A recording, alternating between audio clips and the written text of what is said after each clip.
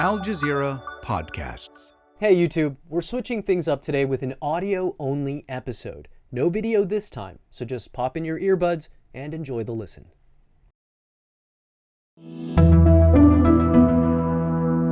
Today, Israel unleashes a wave of attacks on Iran and says more will be coming. Israel launched Operation Rising Lion, a targeted military operation to roll back the Iranian threat to Israel's very survival. Iran vows, quote, severe punishment. Tehran says it's launched hundreds of ballistic missiles towards Israel. What's really driving Israel's sudden strikes on Tehran? I'm Manuel Rapalo, and this is The Take.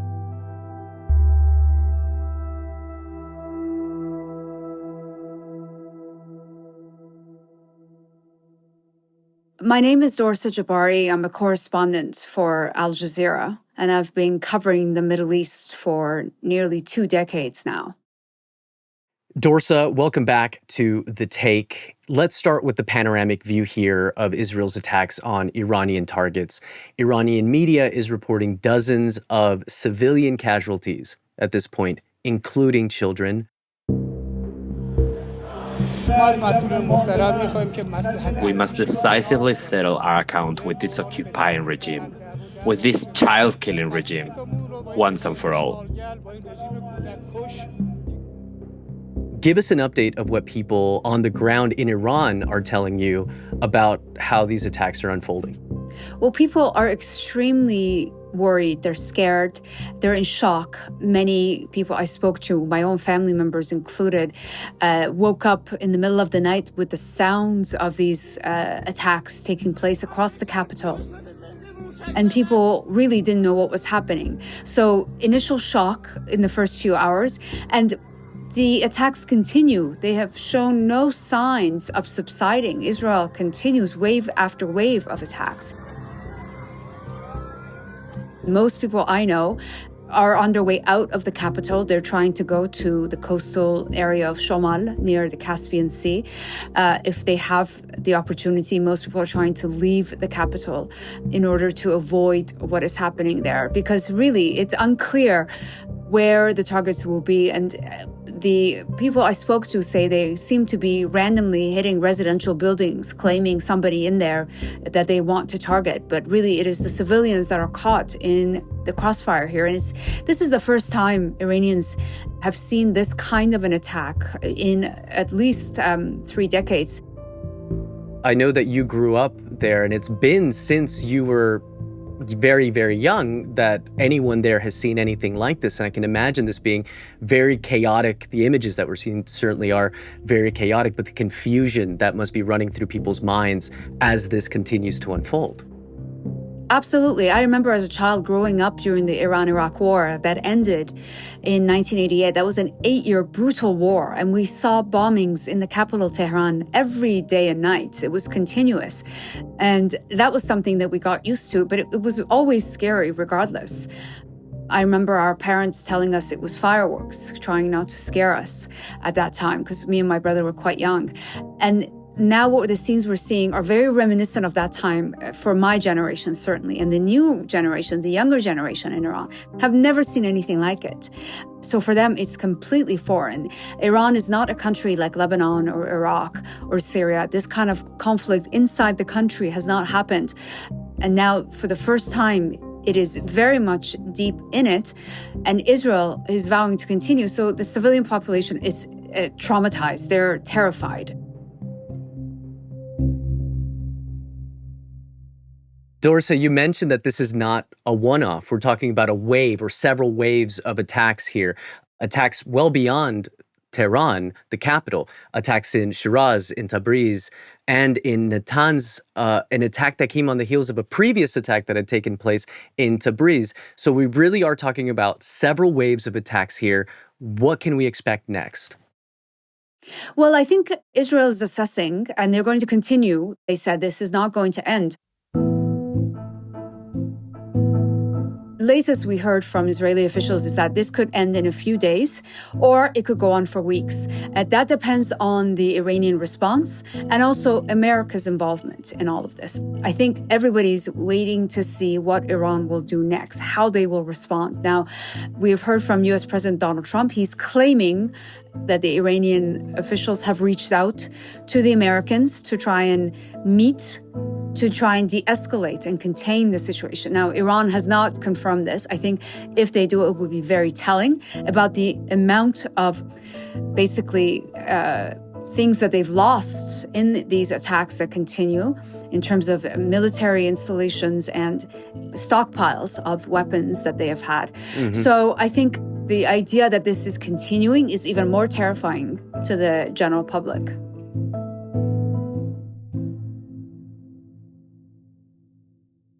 Dorsa, let's talk about how this all connects to the United States. On Sunday, a new round of negotiations between Iran and the United States was set to kick off in Oman over Iran's nuclear program.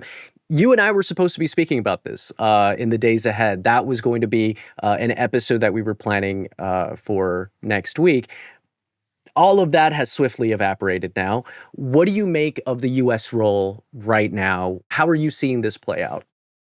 Well, the Americans, the U.S. president specifically, has seized a moment in history to benefit from it. He's seen Iran as basically, they have Iran in a chokehold, and they are trying to squeeze everything out of Iran.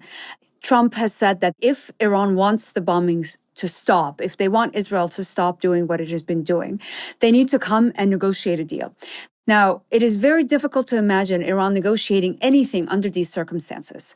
It was difficult for Iran to negotiate under sanctions, much less a full-on war that has been waged on the country. So, historically, maximum pressure on Iran has backfired. When Trump left the nuclear deal of 2015, in 2018, he had this maximum pressure campaign, unprecedented unilateral sanctions imposed on Iran. And what that did to Iran was it forced the Iranians to go the other extreme.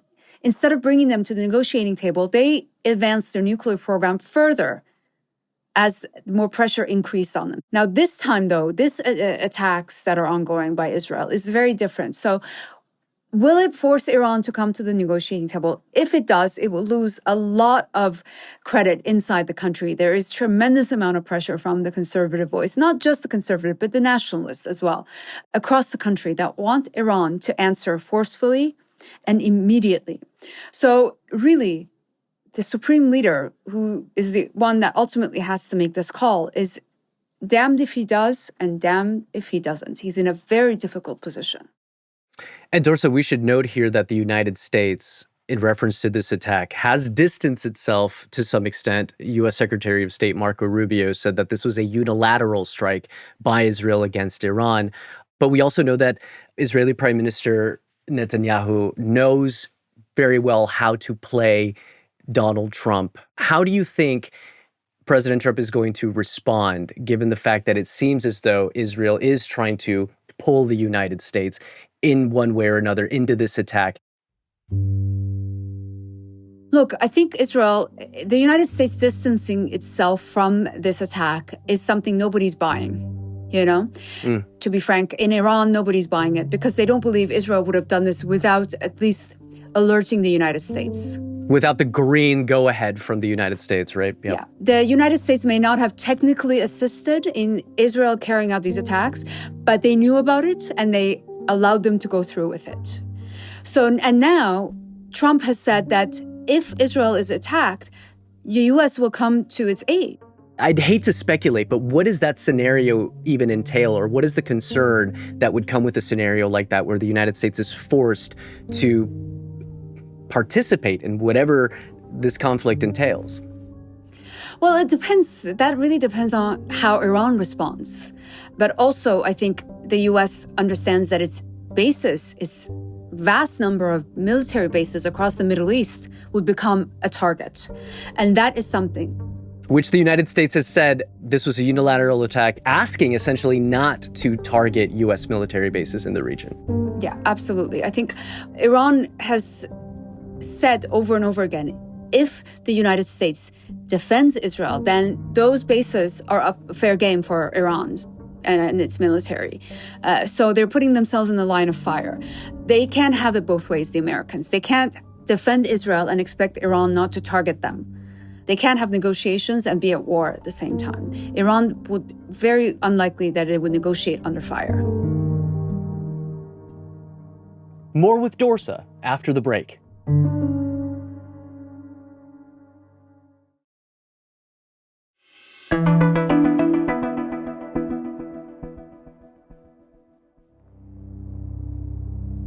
So, Dorsa, Iran's foreign ministry said in a statement, in accordance with international law, Iran has the right to respond to this attack.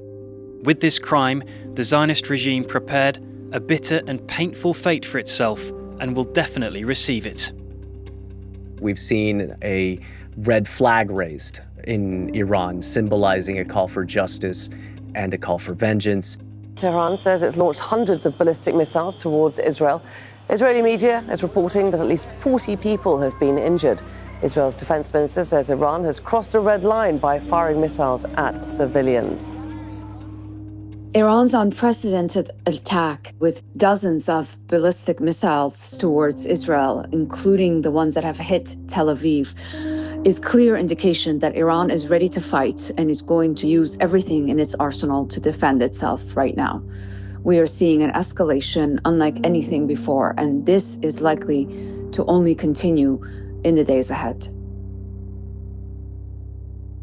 Dorsa, let's talk a little bit about Iran's nuclear policy, because all of this stems from the concern that Iran could get its hands on a nuclear weapon.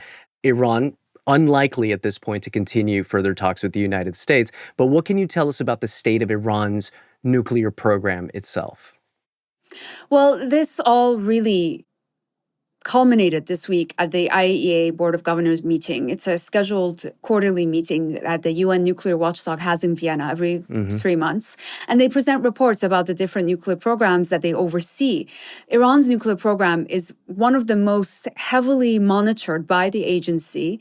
They have the most inspections and they have the most inspectors in the country, more than any other signatory to the Non-Proliferation Treaty and the Safeguard Agreement. Now, Iran's nuclear program came to light in the early 2000s.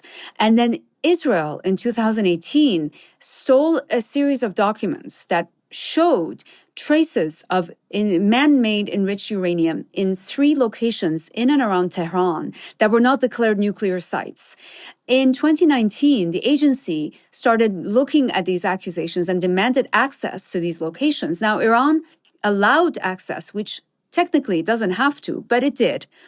And the inspectors asked a series of questions, and Iran hasn't to this day been able to answer those questions to the extent that it has satisfied the agency, that it's not hiding something. So this last report that came out this week at this meeting basically accused Iran of having a parallel nuclear program that was undeclared. And this set off a series of alarms. When you accumulate and continue to accumulate, and you are the only country in the world that is doing something like this at a level which is very, very close to the level that you need to have a nuclear explosive device, then we cannot ignore it. It is not per se a forbidden activity, but we cannot ignore. And they had a resolution that was passed that said Iran was in not complying with the agency for the first time in over 20 years. Now, there's 2 things that can happen. The agency can send the matter to the UN Security Council, or one of the signatories of that nuclear deal in 2015 can trigger what is known as snapback sanctions. That means the UN Security Council will then automatically reimpose sanctions that were placed on Iran before the 2015 nuclear deal was in place. Now, those sanctions are extremely harsh. They limit Iran from selling its oil to anybody in the world on the international market. They limit Iran from selling its weapons, its technology, even goods, minerals, everything is banned. Basically, Iran becomes a non-state that nobody can interact with. Now, those sanctions were lifted when the JCPOA was signed in 2015, and that deal is set to expire in October of this year. When it expires, if there's no new deal, those sanctions also automatically go back in place. And this is what the agency is trying to avoid and what Iran has been trying to avoid, saying, okay, we can talk about a new deal with the Americans, but we need some relief from the sanctions they have placed on us since 2018. So we're not going to give up anything unless we get something in return. So for Iran, the nuclear program advanced, 60% enriched uranium at 60% level. They have kept all the amount of enriched uranium inside the country. During the agreement, under the nuclear deal, they were supposed to allow to enrich at 3.67% level of uranium. And Russia was buying it, Turkey was buying it. So other countries were helping to get rid of the excess uranium. So that meant Iran never had enough enriched uranium in the country to do anything shady, basically. And we should note here that that's part of the reason that there is criticism on Israel over quote-unquote hypocrisy here, because there's so much scrutiny over Iran's nuclear program, and yet Iran does not have a nuclear weapon, while Israel, as far as I understand, it's not even known exactly how many nuclear weapons the country has. Absolutely. Israel is the only country in the Middle East that has not declared its nuclear program, and it's not a signatory to the Non-Proliferation Treaty. And Iran points out this hypocrisy every time. They say, we are complying. We have said we don't want a nuclear weapon. We are keeping enriched uranium in the country as basically a card to play with, to negotiate with. And we have enriched uranium at 60% levels because it is, again, seen as deterrence and a negotiating tactic for when they sit down with the Americans. But let's look at Israel, who has never declared what they have, how much they have. And they also, it's believed that they have a nuclear weapon. Also, the United States intelligence agencies assessed they don't see Iran working towards a nuclear weapon. So really, the hypocrisy of this entire story is what gets the Iranians going every time.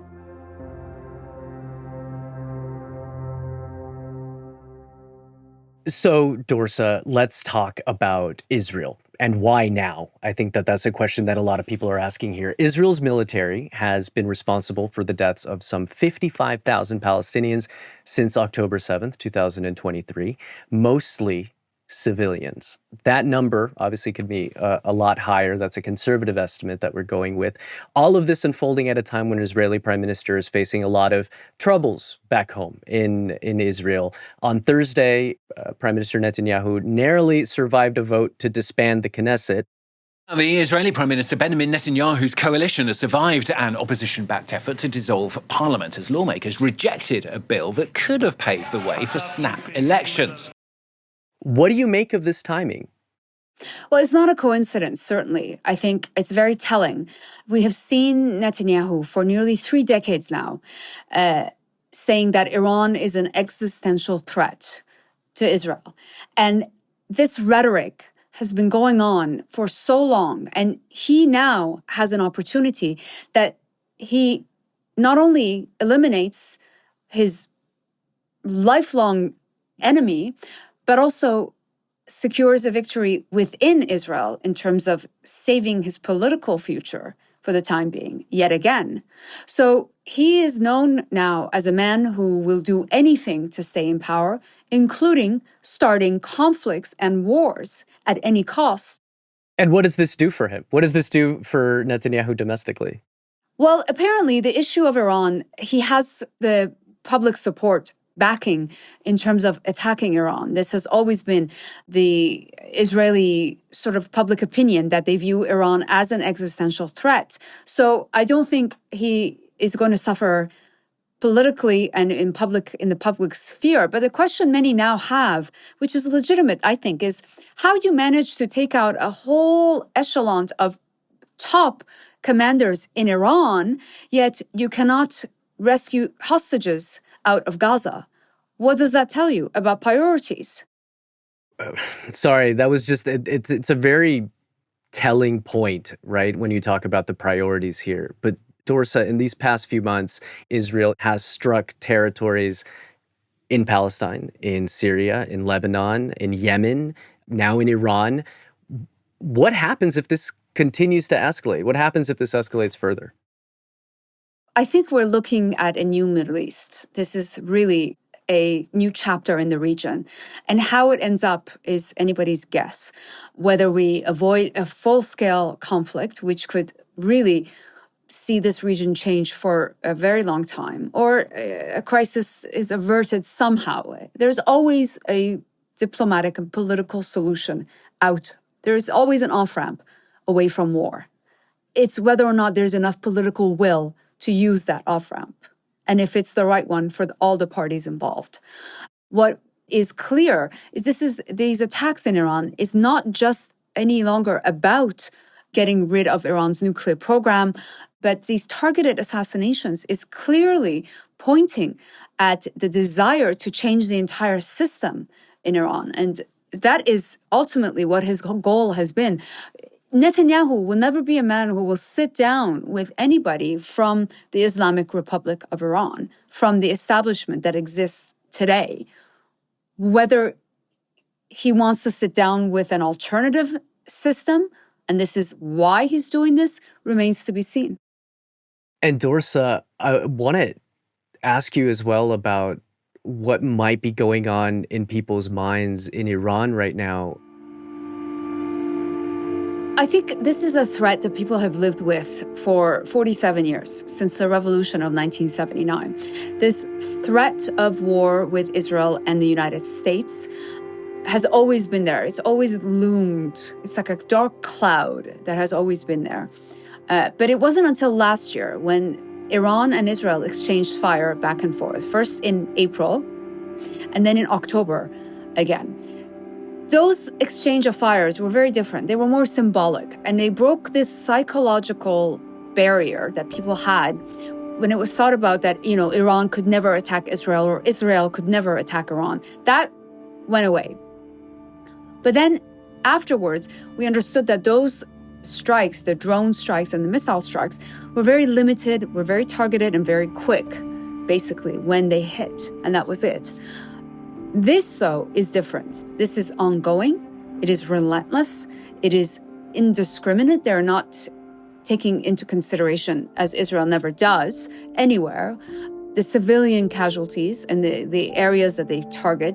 So this is what is very much scaring people.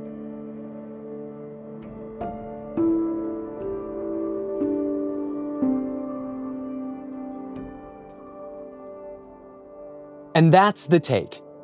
This episode was produced by Marcos Bartolomé, Amy Walters, and Tamara Khandaker, with Phillip Lanos, Spencer Cline, Mariana Navarette, Haleema Shah, and me, Manuel Rapalo. It was edited by Noor Wazwaz. It was mixed by Joe Plourde. Our sound designer is Alex Roldan. Our video editors are Hisham Abu Salah and Mohamed Al-Melham. Alexandra Locke is The Take's executive producer. Ney Alvarez is Al Jazeera's head of audio. We'll be back tomorrow.